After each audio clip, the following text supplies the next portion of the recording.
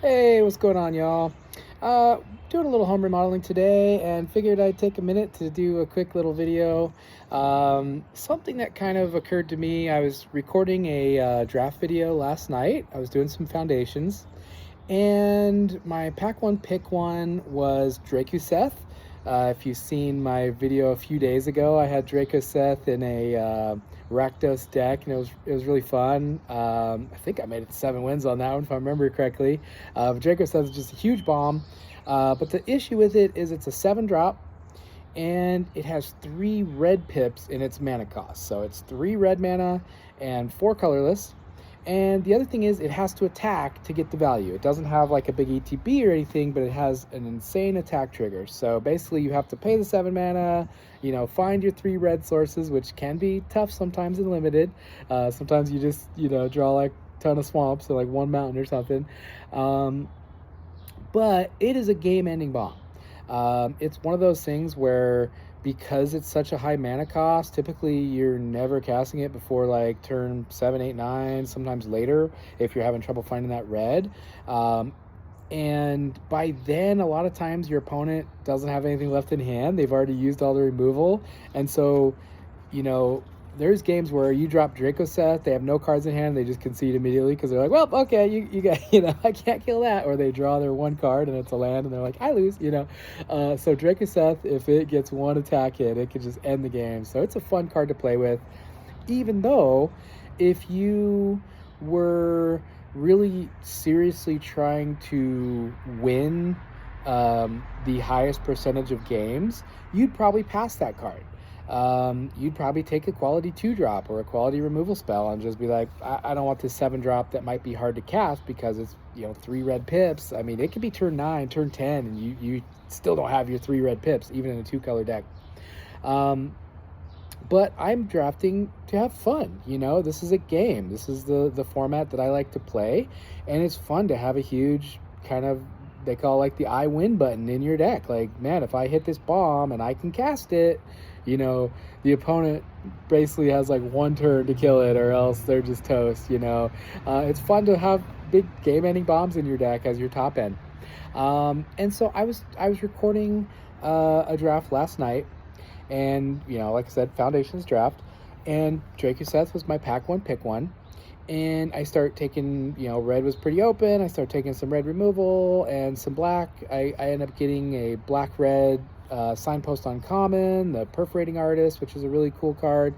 And so I'm just heading straight down that black-red train. Took a few green cards, but just because that's what was kind of open at the end of the pack. And then my pack 2, I opened it up, and there's Vivian Reed, the Planeswalker, one of the only Planeswalkers in the set, and a great card. Vivian Reed is a source of massive card advantage. Her +1 ability is like every turn you can hit +1, and you look at the top 4 or 5 cards of your library, put a creature or land from among them into your hand, so you just constantly cycle through your deck, drawing your best stuff. And -3 ability is destroy artifact, enchantment, or creature with flying. User your green decks can be kind of weak to flying a lot of times, so huge value. And then her ultimate ability, -8, which isn't that hard to get to because I think she comes in with like 5 counters, is your creatures all get +2/+2, like vigilance, trample, and indestructible. So your board just becomes absolutely massive, and you just game over. Because you're +1ing her, you're drawing all these creatures, so you're gonna have creatures unless they just have nothing but removal. Like, you're gonna outvalue them. And so I took a hard pivot. I was like, hey, this is exciting. I got Draco Seth pack 1. I'm gonna go Vivian Reed pack 2.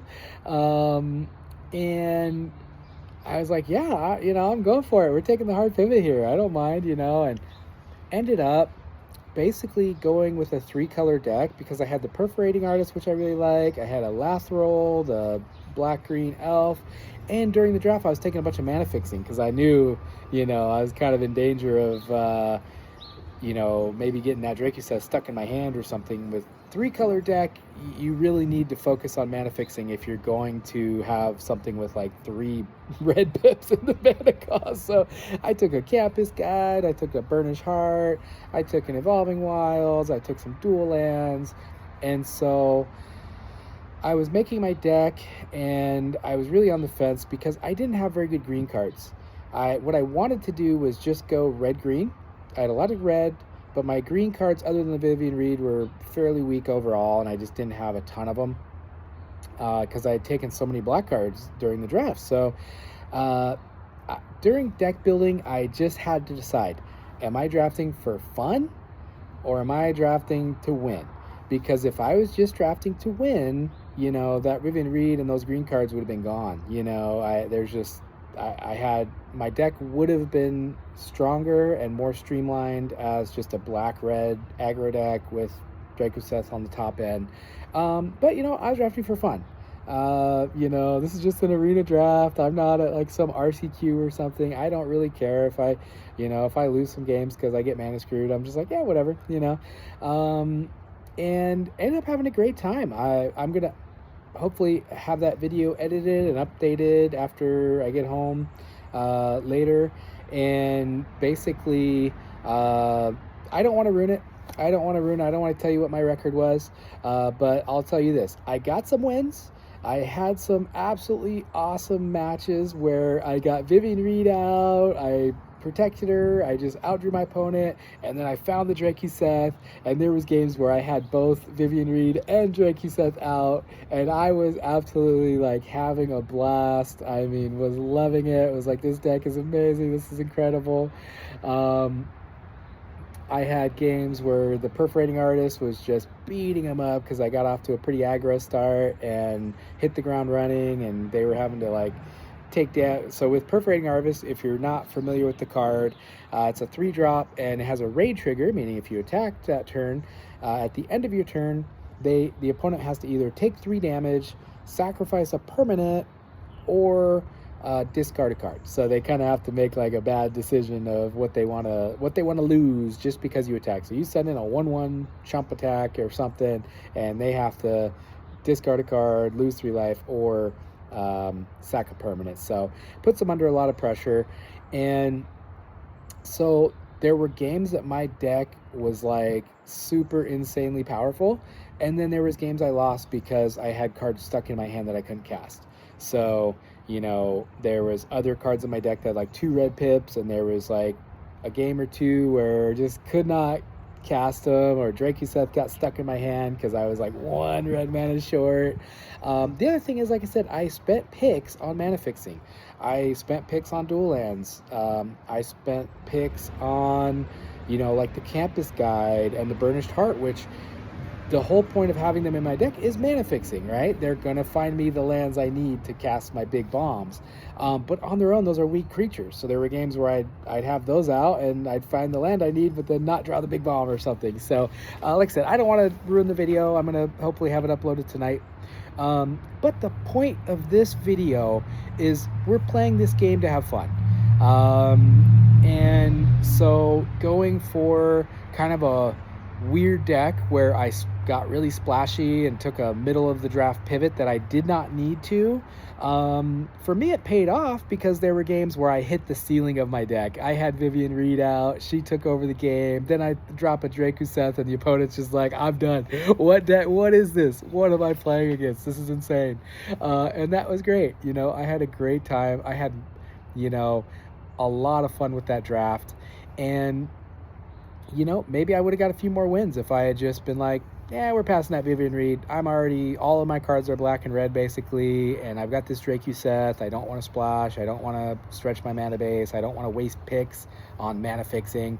Your deck in general is going to be weaker if you're having to use picks on mana fixing versus taking a removal spell or like the strongest card in the pack, because you're like, well, I want to be able to cast my Draco. Well, you may never draw that though, so couple tips I'd give you if you're into drafting like I am, is go into it with, what do you want out of that draft?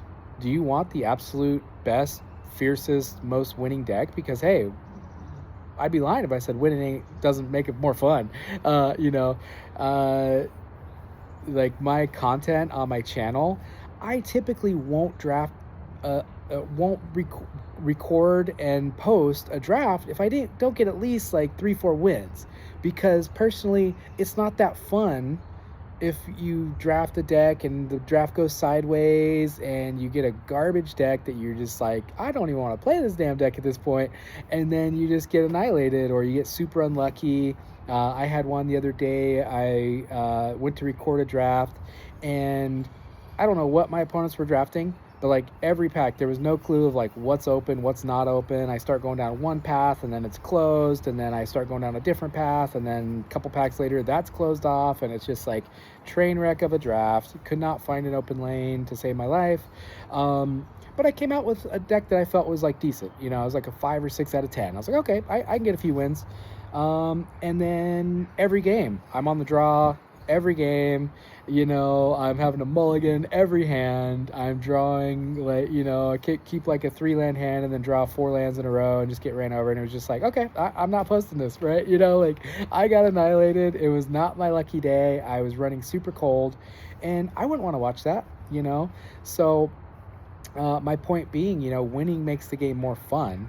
You know, if you're doing a draft and you're on win 5 or 6 and you're like, can I get to win 7? You know, that's fun, right? So, you know, obviously you want to follow the basic rules of drafting, you know, have a good curve, draft some removal, you know, try to grab a bomb or two, you know.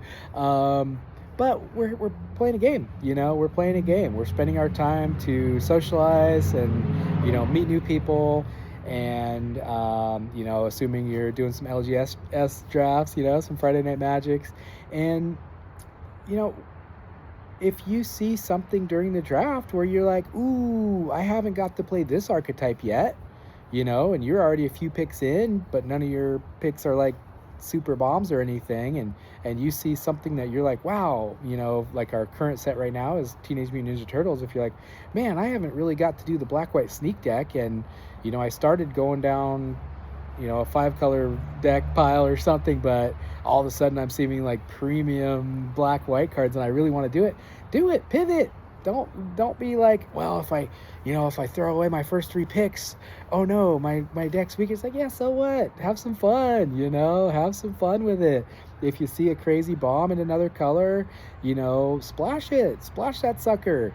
You know, try to grab an Evolving Wilds or Escape Tunnel or, you know, Frog Butler or whatever, you know. Have some fun with your drafts. I mean, life's too short to sit there and stress over the results, because the bottom line is, you know, unless you're playing in a tournament, I mean, obviously, I should caveat that with like, yeah, if you're trying to be like a professional Magic player and you want to stress about every percentage point of your victory, then sure, do that. That's what's going to make you happy, is just being super, super, super results oriented and like, I have to win every game to prove that I'm the best drafter ever, you know. Yeah, do it. Go for it. That's what you want to do, man. Do it. But you do you.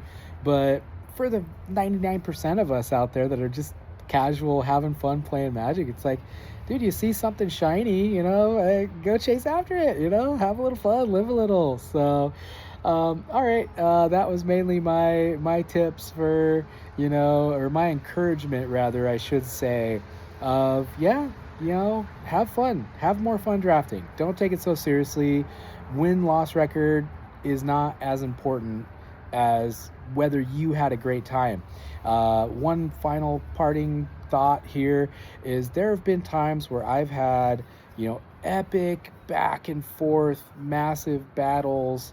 I remember in Tarkir Dragonstorm, I had a sweet Sultai deck and I was going up against this crazy teamer deck, and we literally, it was an in-person draft at the LGS. By the end of that draft, I was down to like 2 cards in my library. My opponent was down to like 1 card in our library. We had both had a ton of card draw, a ton of like good removal. And I ended up losing that game at the after we had just thrown everything but the kitchen sink at each other. We had both had bombs. My opponent survived a crater hoof. I mean, it was, you know, I had the crater hoof. They had the Death Begets Life. I think, they board wiped me. I mean, it was like we threw everything but the kitchen sink at each other, and I lost that game at the very end. But I was just like buzzing at the end of that game. I mean, I was like, that game was insane. That game was awesome. I remember that game. That was like a year ago, and I still remember that game. Um, and that's what we're playing for. That's why limited is fun, because you get these epic battles, and um, so hey, have some fun with it. That's what we're here for. That's what we're doing this for. We're just having a good time. So, all right, as I like to say, good luck on your next draft. Thank you for watching. Let me know what you think. Are there times that you've tried to have a little too much fun and just had an absolute train wreck of a draft? Are there times that my favorite is when you just go completely off the rails and are like, screw it, I'm just having fun here. And then you make this monstrosity of a deck that's like insanely powerful. And you're like, wow, I'm just winning. This is great, and it works. So yeah, let me know. If you haven't already subscribed, I'm trying to hit my first 100 subscribers. So please consider hitting that like and subscribe button. All right, take care, y'all.